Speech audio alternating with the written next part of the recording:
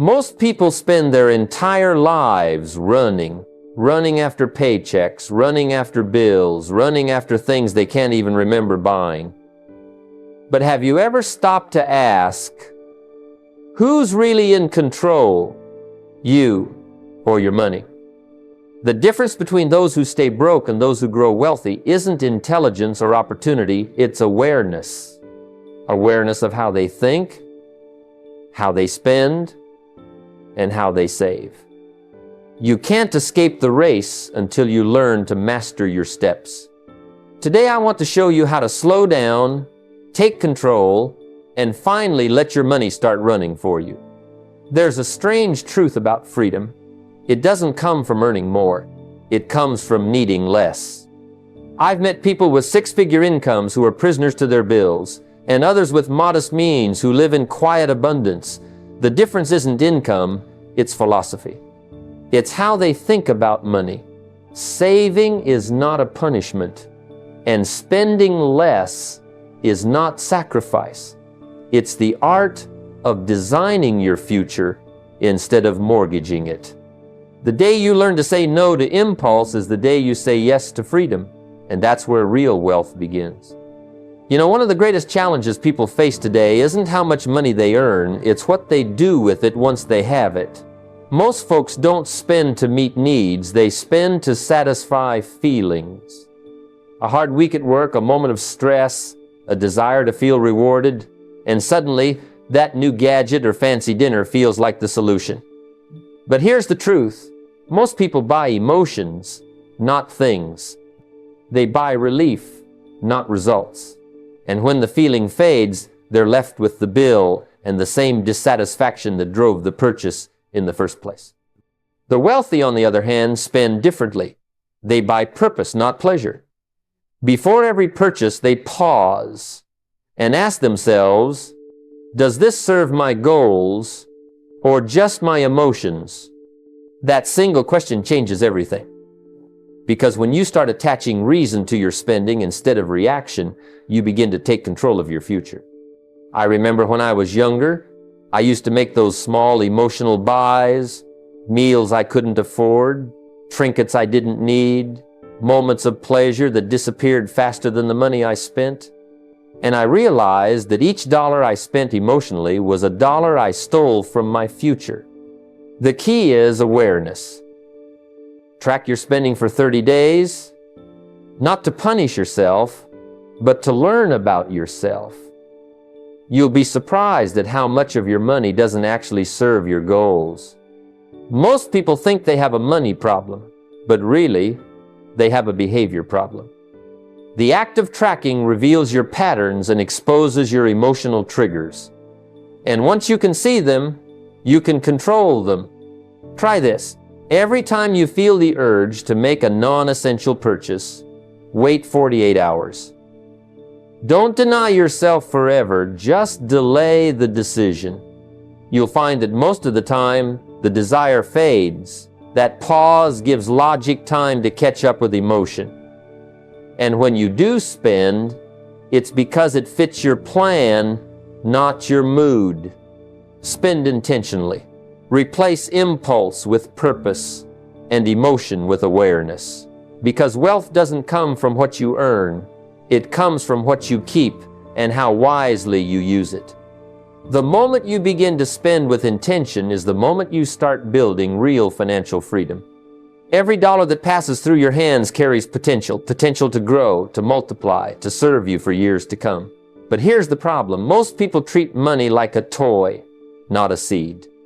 They earn it, they play with it, they toss it away on pleasures that fade as quickly as they appear, and then they wonder why they're always starting over, why their garden of wealth never grows. The truth is, money isn't meant to be played with, it's meant to be planted. It's a seed that, when treated with care and discipline, has the power to produce a harvest far greater than the amount you began with. I remember when I first learned this lesson. I was young, broke, and reckless. Every time I got paid, it felt like freedom. I thought the purpose of money was to make life fun, to spend it while I had it. But one day my mentor told me something I never forgot. You're eating your seeds, and that's why you'll never have a harvest. That hit me like a lightning bolt. From that day forward, I started saving a portion of every dollar I earned, not because I had much, but because I finally understood that even a little planted consistently becomes a lot. Start with 10 to 15% of your income before you spend a single dime on anything else. That's not a suggestion, it's a discipline. Because if you wait to save what's left over, there will never be anything left.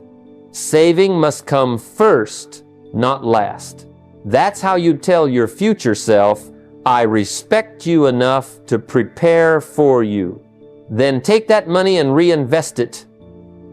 Not in things that rust, fade, or lose value, but in knowledge, growth, and compounding assets that produce more. Read books, attend classes, invest in skills that raise your value. When you invest in yourself, you plant the most powerful seed there is. And before every expense, pause and ask, will this grow my wealth or my ego? Most of the time, the ego wins when the mind sleeps. But when you make that question a habit, you'll find that your decisions start serving your vision, not your vanity. Every dollar is the worker waiting for assignment. Send it out to serve your future, not to entertain your present. Because when you start treating money like a seed, your harvest will come, and it will come in abundance. One of the greatest reasons people stay broke isn't because they don't earn enough, it's because they don't know where their money goes. They work all week, get paid on Friday, and by Monday they're wondering what happened. Money has a funny way of disappearing when it isn't watched closely. And the truth is, you can't manage what you don't measure. Wealth doesn't begin with big income, it begins with awareness. Awareness of every dollar that enters and leaves your life. When I was young, I used to live by assumption. I assumed I wasn't spending much. I assumed I was saving enough. I assumed things would work themselves out. But one day my mentor asked me, "How much did you spend on food last month?" I said, "Not much." He smiled and said, "Show me." Of course I couldn't, because I think means I don't know. And that's when I realized ignorance isn't bliss, it's expensive. From that day forward, I started tracking every dollar. It wasn't comfortable at first. I didn't like seeing where my money went because it showed me where my priorities really were. But that clarity changed everything. When you begin to track your spending daily or weekly, you begin to build financial consciousness. It's like turning on the lights in a dark room. Suddenly you can see what's been hiding in the shadows, the unnecessary purchases, the waste, the leaks in your financial system. Write it all down, every expense, no matter how small, then categorize it. Label what's a need, what's a want, and what's a waste. Needs sustain you, wants can inspire you, but waste destroys you. And you'll be surprised how often you're funding waste without realizing it. Once you've tracked and categorized your spending, the real magic happens. You can begin to reallocate. You start moving dollars from waste to wealth. Maybe you cancel that subscription you never use, or you cook at home instead of dining out, or you redirect those small leaks into savings or investments. It's not about cutting joy, it's about increasing awareness, because when you know where your money goes, you can finally tell it where to go. Wealth isn't built on luck or mystery, it's built on clarity and control. Awareness creates discipline, discipline creates growth, and growth creates freedom. The moment you become aware of every dollar, you begin the transformation from surviving to thriving. Most people make the mistake of flipping the wealth formula upside down. They earn, they spend, and if by some miracle there's anything left, they save it. That's why most never build real financial security, because leftovers were never meant to build a future. The truth is, the poor save what's left, while the rich spend what's left after saving. That simple shift in order changes everything.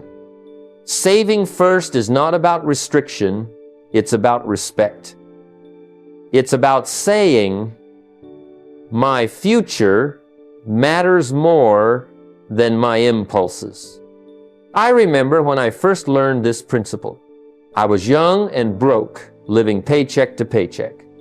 Every time I earned a little extra, I'd convince myself I needed something. New clothes, a nice meal, a better car. My mentor stopped me one day and said, you're paying everyone else first, the landlord, the grocer, the tax man, everyone but yourself. When will you start paying you? That question hit me like a thunderbolt. I realized I was working for everyone else but my own future. So I made a simple decision. From every dollar I earned, a portion would go to me first. Not my bills, not my wants, me. And here's the key, you make it automatic. Don't rely on willpower, set up systems that protect you from your own emotions. Create an automatic transfer that moves 10 or 15% of your income into savings or investments the moment you get paid. Make it invisible, like a bill you've already paid. Because if you have to decide every month whether to save, you'll always find a reason not to. Automation builds discipline without thought. And don't call it an emergency fund, call it your freedom fund. The language matters. Saving isn't about surviving bad times, it's about designing good ones. Each dollar you save isn't just money, it's a vote for your future independence. When you see saving as a duty to your future self, it becomes non-negotiable. Treat your savings like rent. You must pay it, no excuses.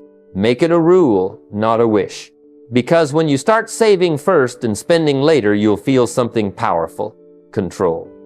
You'll no longer wonder where your money went, you'll know where it's going. And that's the moment you stop living by circumstance and start living by design. One of the greatest shifts you can make in your financial life is learning the difference between cost and value.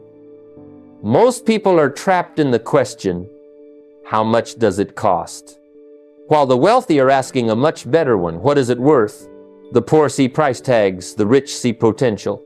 Because cost is what you pay once, but value is what you live with every day. And when you start making decisions from the perspective of value instead of price, your entire financial direction begins to change. I remember when I was younger, I bought things cheap, clothes, tools, equipment. I thought I was being smart, saving money. But every few months, I had to replace them because they wore out or broke. Then one day, a mentor of mine said, if you buy quality, you only cry once. If you buy cheap, you cry every time you use it. That lesson stuck with me. I realized I wasn't saving, I was losing. I was paying more over time for inferior things because I focused on cost, not value. This principle applies to everything. What you buy, where you spend your time, and even who you spend it with. Cheap decisions cost you twice. Once when you make them, and again when you regret them. But when you invest in quality, quality tools, quality knowledge, quality relationships, the return compounds. The rich understand that every purchase, every choice is either an expense or an investment. The difference lies in whether it serves your future or only your moment. Don't be fooled by discounts or deals that tempt you into buying what you don't need. Ask yourself before every purchase, will this create value in my life over time, or will it just satisfy me right now? The answer to that question separates consumers from creators. And remember, the best investments are often invisible. Books, courses, new skills, these don't show up on your wrist or in your driveway, but they grow your value for a lifetime. Wealthy people buy tools that multiply. The poor buy toys that depreciate. So stop asking, can I afford it? And start asking, will it serve me? Because the goal isn't to spend less, it's to spend wisely. When you understand value, you'll find that every dollar you keep begins to work harder, live longer, and grow stronger than ever before. Simplicity is one of the greatest forms of wealth, but few ever discover it because they confuse it with lack. Simplicity isn't about having less, it's about needing less. It's clarity over chaos. The truth is, the more clutter you have in your life, the less control you possess. Too many people spend their lives upgrading everything: cars, clothes, gadgets, even their coffee, believing that each upgrade brings happiness. But all it really brings is more expense, more stress, and more dependence on the next paycheck. I remember the time when I first started making good money. Suddenly, I wanted to look successful. Bigger house, better suit, flashier car. I thought that's what success looked like. But after a few months, I realized something uncomfortable. I had increased my income, but I had also increased my burden. My bills grew as fast as my earnings. I wasn't richer, I was just busier, paying for things I didn't need to impress people who weren't watching. That was the day I learned that lifestyle inflation is the silent thief of wealth. The secret is to simplify before you multiply. If you can't manage a modest lifestyle wisely, more money will only magnify your problems. Simplicity gives you space to think, to choose, to invest. Take inventory of your life. List out every non-essential subscription, service, or habit you've accumulated. Ask yourself honestly, if I didn't have this, would my life really change? You'll find that half of what you spend adds no real value. It just fills silence or boredom. Cancel half and see how light you feel. Then take the money you free up and redirect it toward growth. Simplicity doesn't mean you stop spending, it means you start spending with intention. Every dollar you save by cutting clutter can become an investor in your future. Channel it into savings, investments, or education, places where your money will multiply instead of vanish. Simplicity isn't about living smaller, it's about living sharper. When you stop buying every shiny distraction, your focus returns to what truly matters: freedom, growth, and peace of mind. I've seen people double their income and stay broke, and others earn modestly but live with dignity and joy. The difference isn't in how much they have, it's in how clearly they live. Remember, wealth doesn't come from adding more to your life, but from subtracting what doesn't belong. Simplicity isn't sacrifice, it's mastery. Mastering the power of delay is one of the most overlooked secrets of building wealth, yet it's the foundation of every financial success story. Most people live in a culture of instant gratification. A new gadget, a flash sale, or a night out can feel urgent, and we respond without thinking. But what the wealthy understand is simple. Pleasure delayed today compounds into freedom tomorrow. The dollars you resist spending now are soldiers working quietly for your financial independence, growing, multiplying, and creating options you can't buy with impulsive spending. I remember early in my career, I wanted everything immediately: the clothes, the car, the dinners out. Every month I'd tell myself, I'll save next month, yet the next month I repeated the same cycle. One day I paused and asked a simple question: will this buy me freedom or just a moment of comfort? That question changed everything. It didn't feel easy at first.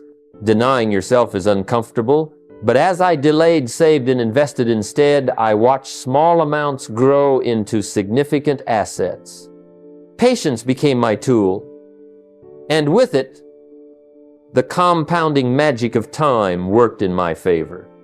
The practical way to harness this power is to build a system of deliberate delays. Instead of buying on impulse, create a wait list for all significant purchases. Give yourself 48 hours or a week before deciding. Often, the urge fades and clarity emerges. Not every desire needs to be satisfied immediately. Some things can be achieved without spending a dime today. Pair this with a tangible reminder of your goals. Write down why you're saving, what freedom looks like, and keep it visible. Each time you feel the pull of temptation, remind yourself that the reward for patience is far greater than fleeting pleasure. Another powerful habit is to reward yourself after reaching a savings milestone. This isn't about indulgence, but about reinforcement. When you reach a goal, celebrate it by acknowledging your discipline, maybe in a simple, cost-effective way. It teaches your mind that delayed gratification is not deprivation, it's empowerment. The truth is, life doesn't have to be a cycle of earning and spending. You can choose to use every dollar as a tool for growth rather than a ticket to temporary pleasure. Wealth is built not by chasing every desire, but by mastering the art of delay. Each resisted impulse is a vote for your freedom, a step toward the life you truly want. Patience isn't passive. It's a powerful, active strategy that multiplies both your money and your peace of mind. Learning to make saving emotional rather than spending is a mindset shift that transforms your entire financial life. Most people spend emotionally because it feels good, a sense of instant reward, a moment of pleasure. That's why shopping sprees, dining out, or flashy gadgets feel so satisfying. But the wealthy understand that the same emotional energy can be redirected towards saving, and when done consistently, the payoff is far greater than any fleeting indulgence. Saving becomes exciting, empowering, and even joyful when tied to a bigger purpose, and that purpose fuels discipline. I recall a time when I was just starting out, and every month I struggled to set aside even a small portion of my income. Spending felt rewarding immediately, while saving seemed dull, almost punitive. One day, I realized that I needed to flip the emotional script. Instead of seeing saving as sacrifice, I imagined every dollar I put aside as a soldier working for my freedom. I visualized the house I could own, the investments growing silently, and the security that would come in the years ahead. That visualization turned saving into an emotionally charged act, far more powerful than the transient pleasure of spending. The strategy is simple but profound. Celebrate each milestone, no matter how small. When you hit a goal, whether it's a debt-free month, reaching a $500 savings mark, or completing your weekly savings target, acknowledge it, treat it like a victory. This trains your brain to associate positive emotions with saving instead of spending. Pair this with visualization. Imagine what each dollar contributes to, from retirement security to family education or even the freedom to travel. When you see the tangible future your money builds, saving stops feeling like a restriction and starts feeling like progress. Another practical tool is a savings vision board. Post images, numbers, and symbols of your goals where you see them daily. Each glance reminds your subconscious that saving has meaning, purpose, and excitement. Over time, this emotional reinforcement makes disciplined saving habitual, effortless even. When you transform saving into an emotional act, you're no longer depriving yourself, you're creating joy through foresight, purpose, and achievement. Every dollar saved becomes a vote for freedom, a step towards your dreams, and a tangible expression of self-respect. By making saving feel as rewarding, or even more rewarding, than spending, you tap into human psychology in a way that ensures wealth grows naturally, consistently, and powerfully. Thinking long-term is the cornerstone of financial success. Most people live paycheck to paycheck, chasing temporary pleasures, a new gadget, a night out, or a luxury item, without considering the consequences months or years down the line. The wealthy understand that true freedom is not found in momentary comfort, but in consistent growth over time.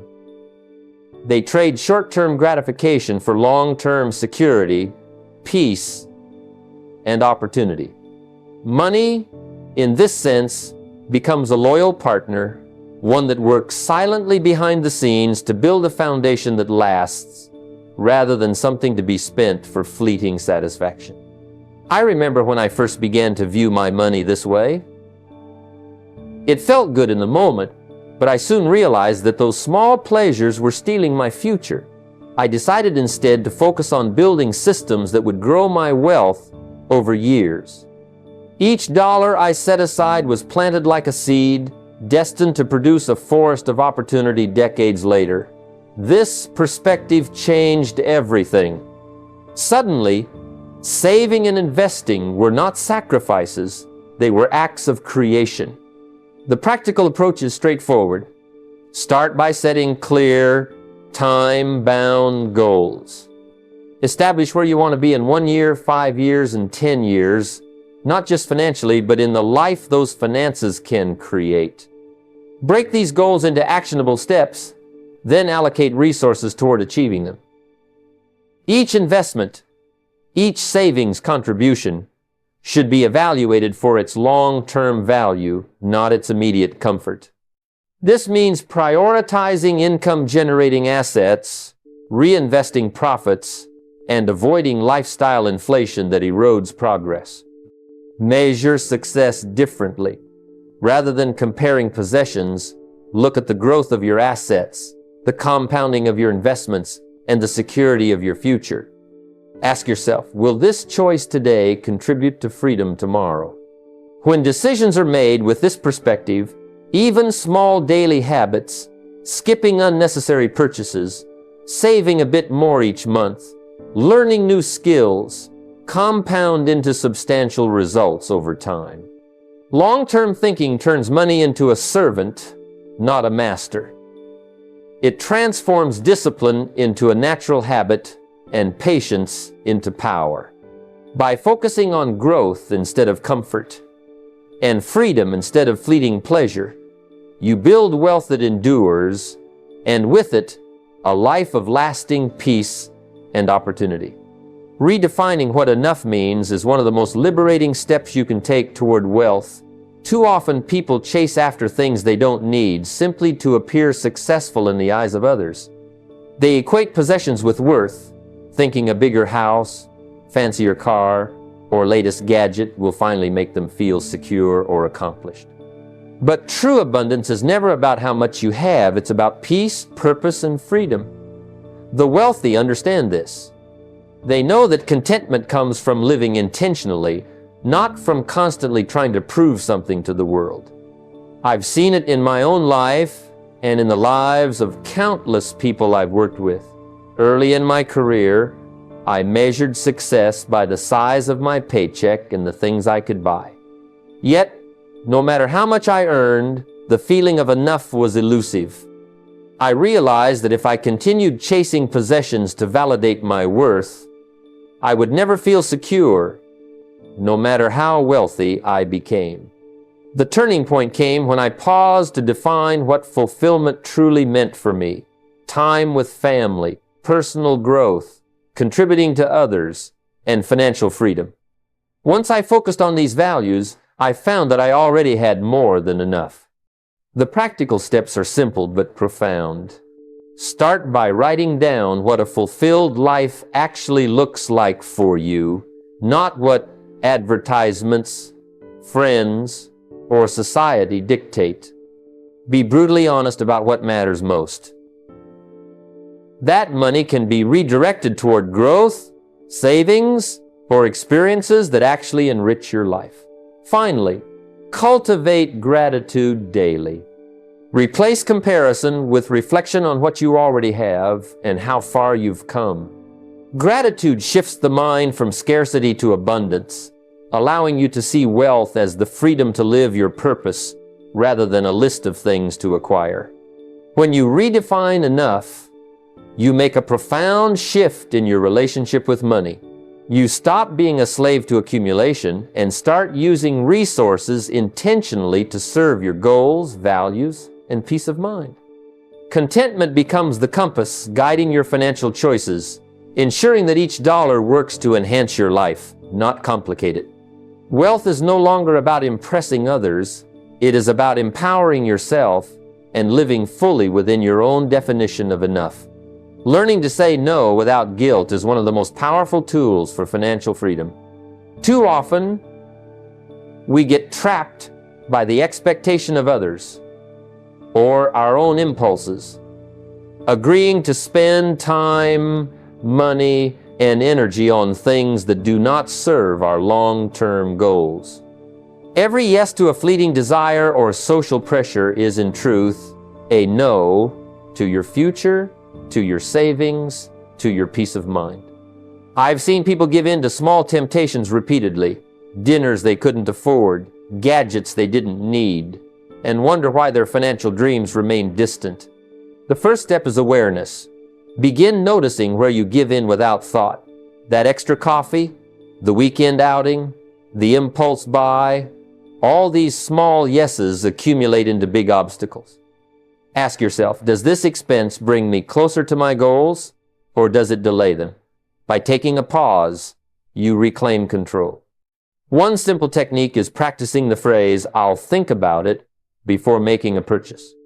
It gives your mind space to evaluate whether the decision aligns with your financial priorities. Over time, this pause becomes a habit that saves both money and stress. It also means setting boundaries with people.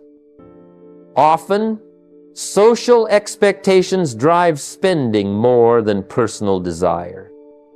You don't have to attend every event, buy every gift, or match every friend's lifestyle. Declining with confidence and without guilt protects your goals. It's not about deprivation, it's about prioritization. You are saying yes to your future, yes to financial freedom, and yes to the life you are actively building.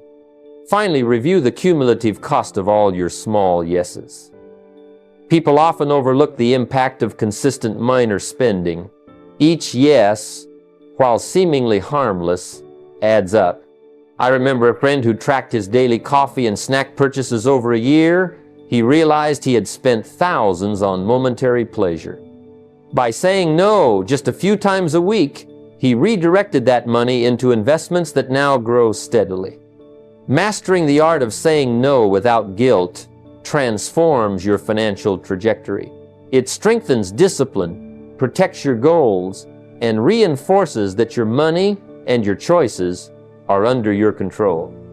Every confident no today becomes a powerful yes to your dreams tomorrow. Understanding wealth begins in the mind long before it appears in your bank account. You see, you don't rise to your income, you fall to your mindset. Most people work tirelessly, earn diligently, yet remain stuck because their thinking about money is limited, emotional, or reactive.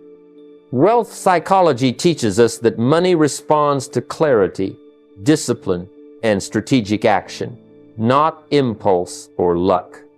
I've observed countless individuals struggle financially not because they lacked opportunity, but because they never studied the way rich people think, act, and make decisions. The first step is education. Read at least one personal finance or mindset book each month. Focus on authors and teachers who dissect habits, systems, and principles behind wealth. As you internalize these lessons, you start to see patterns in your own life where you've been reactive, distracted, or careless, and how to correct course. Knowledge alone is not enough, but it rewires your mind to recognize opportunity, value risk, and anticipate outcomes. Listening to daily motivational talks or financial teachings reinforces discipline. Just as athletes train their bodies, your mind needs repeated exposure to concepts of frugality, investment, delayed gratification, and strategic growth. Over time, these repeated messages shape your instincts.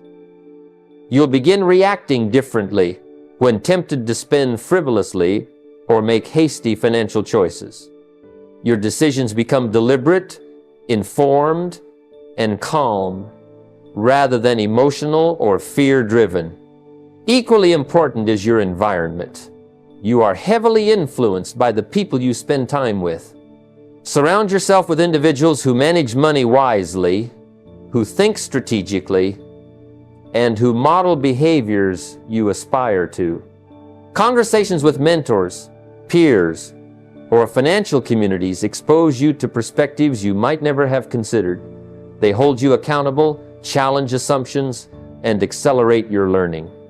I've personally seen friends double their financial awareness and discipline simply by intentionally choosing the right circles to move in. Ultimately, wealth psychology is about training your mind to see opportunity, value, and consequence clearly. It's understanding that money is neutral, but your thoughts and behaviors dictate whether it multiplies or disappears. The richer your mindset, the faster and more effectively your finances grow. Begin today by committing to study, absorb, and emulate the thinking of those who achieve financial freedom, and watch how your actions and your results transform. Most people live life as consumers. They spend time, energy, and money on things that vanish as soon as they are acquired. The wealthy, however, live as creators. They understand that every dollar spent is a moment gone, a resource that can never return, but every skill learned, every hour invested in growth multiplies over time. I've seen individuals transform their financial futures not by cutting out coffee or skipping dinners, but by deliberately shifting focus from consumption to creation. One of my earliest lessons was that learning a high-value skill, communication, sales, or investing, yields returns far beyond any material purchase. The strategy is simple yet profound. Replace the habit of spending with the habit of earning. Dedicate time each day, even just an hour, to learning or practicing a skill that can generate income.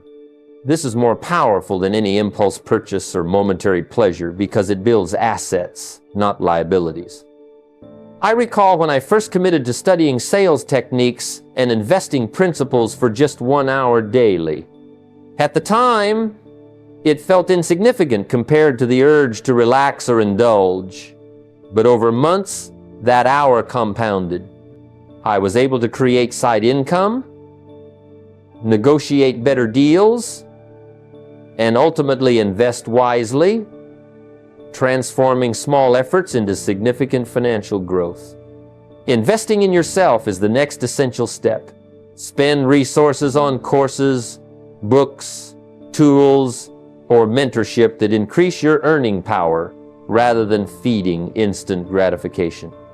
I once met a man who stopped spending hundreds on dining out and instead purchased a course on digital marketing.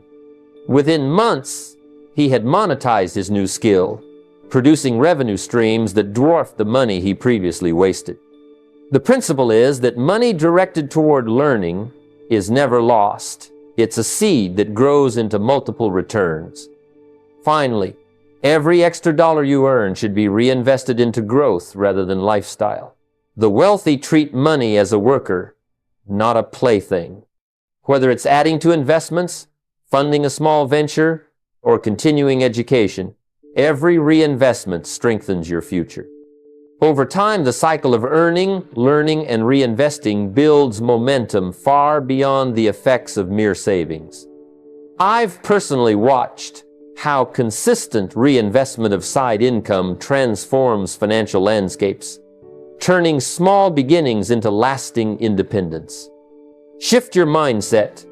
Focus less on spending and more on creating. Let every moment, every skill, every dollar work for you.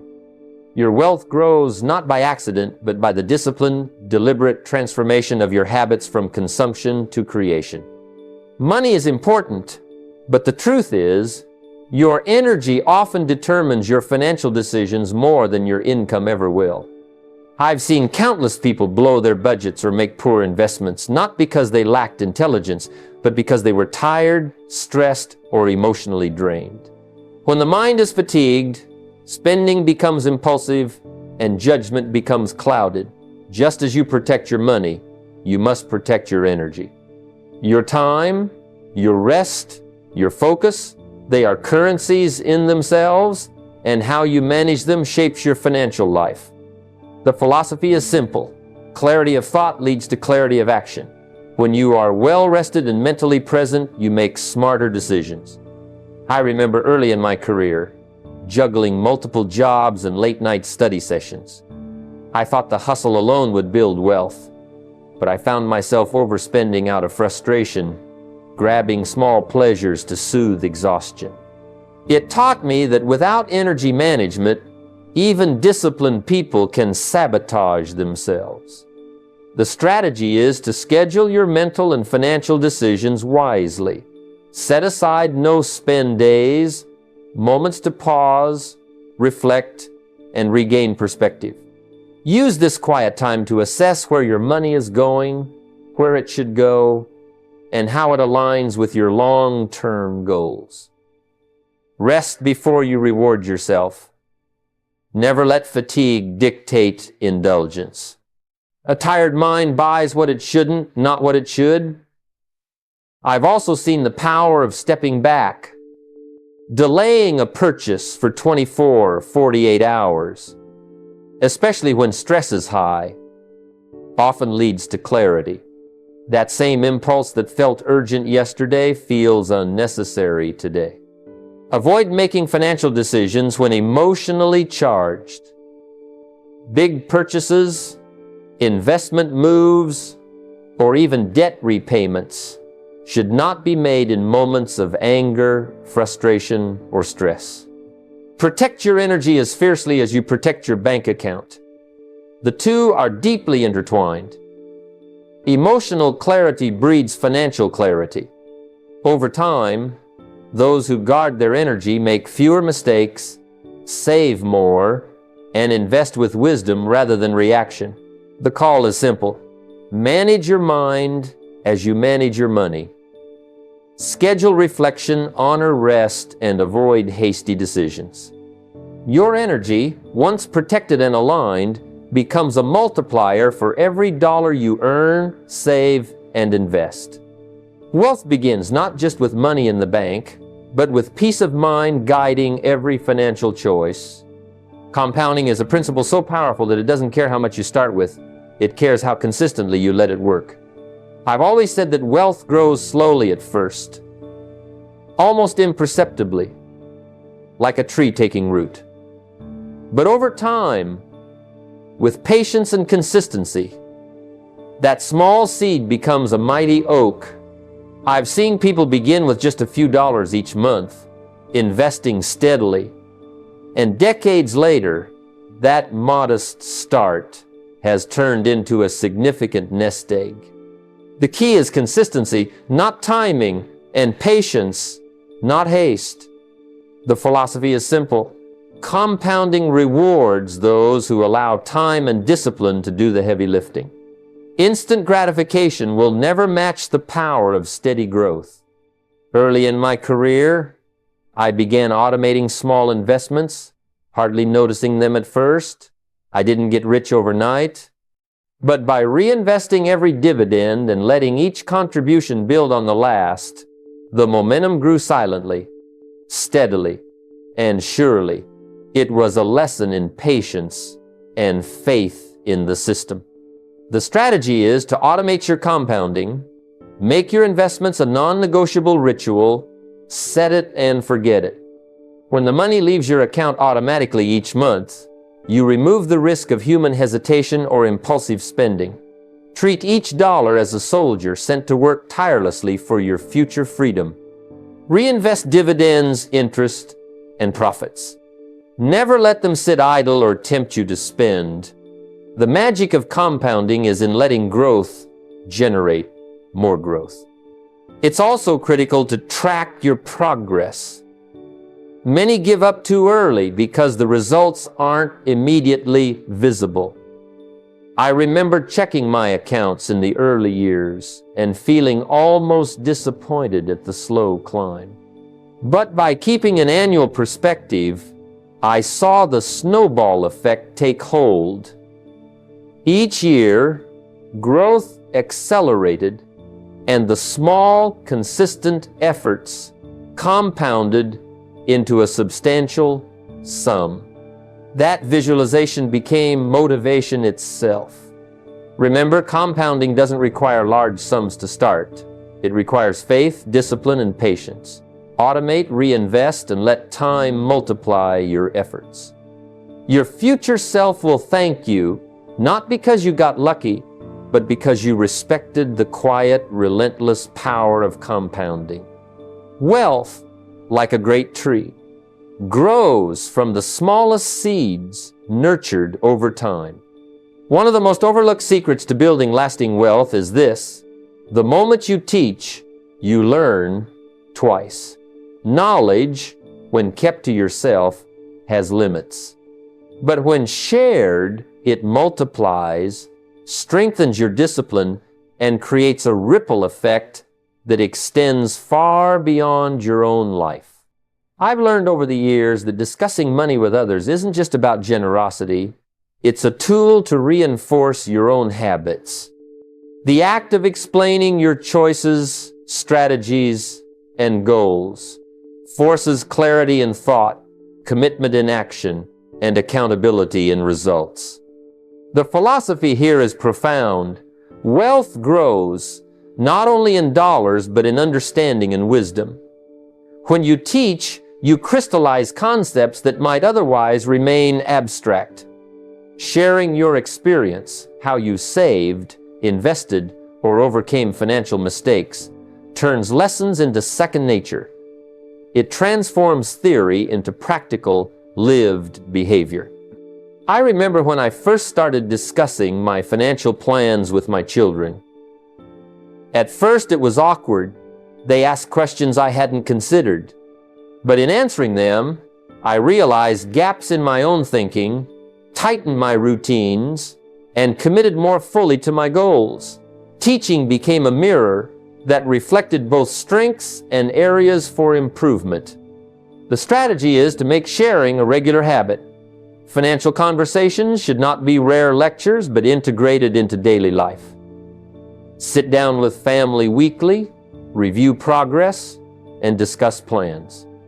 Explain why certain expenses were prioritized or why a savings goal mattered. By turning these discussions into rituals, you create accountability for yourself and inspire action in others.